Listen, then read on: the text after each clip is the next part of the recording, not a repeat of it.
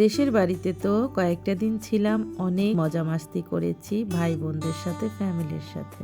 এখন তো বিদায়ের ঘন্টা বেজে গিয়েছে, আজকেই চলে যাব আমরা ঢাকাতে। এই জন্য সবাই সবার কাজে অনেক ব্যস্ত, আমাদের তাড়াতাড়ি খাইয়ে দাইয়ে বিদায় দিতে হবে। এইদিকে এক হাঁড়ি গরুর মাংস রান্না করা হয়েছে আলু দিয়ে, ওইদিকে মুরগি রোস্ট করার জন্য মুরগি ভাজা হচ্ছে। আর আমার ভাইয়ের বউ বসে গিয়েছে কচু কুটে দিবে আমাদের জন্য।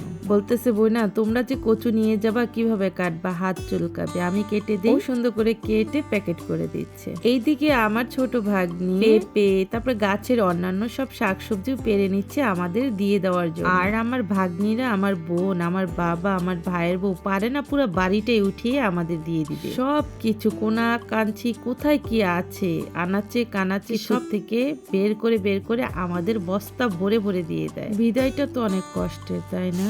তারপরও তো বিদায় নিতে হয় আপনজনদের কাছে। অনেক কষ্ট লাগে আসার সময়, সত্যি বলতে। তারপরও তাদের বুঝতে দেই না।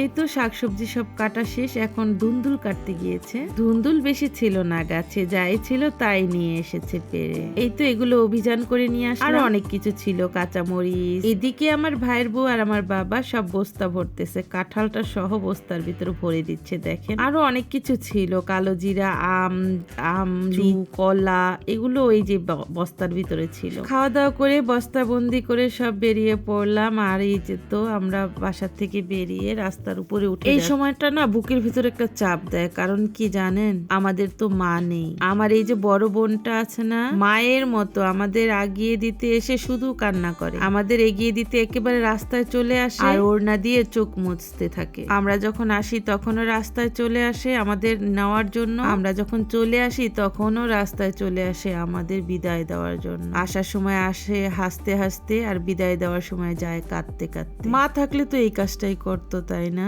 সবাইকে বিদায় দিয়ে বাসে উঠে পড়লাম। কিন্তু আজকের বাস জার্নিটা ছিল অনেক খারাপ, কারণ একেবারে লাস্ট সিট পেয়েছিলাম আমরা। এত ঝাঁকি ছিল যে বলার বাহিরে। এইদিকে তো সূর্য মামা ডুবু ডুবু অবস্থা। এই সময় এত সুন্দর লাগছিল আকাশটা, যদি জানলার পাশে থাকতাম বসতাম তাহলে আপনাদের ফুল ভিডিওটা দিতে পারতাম, এত সুন্দর ছিল। যাই হোক, বিদায় তো অনেক কষ্টের, এক বুক কষ্ট নিয়ে এখানেই বিদায় নিচ্ছি। আল্লাহ হাফেজ।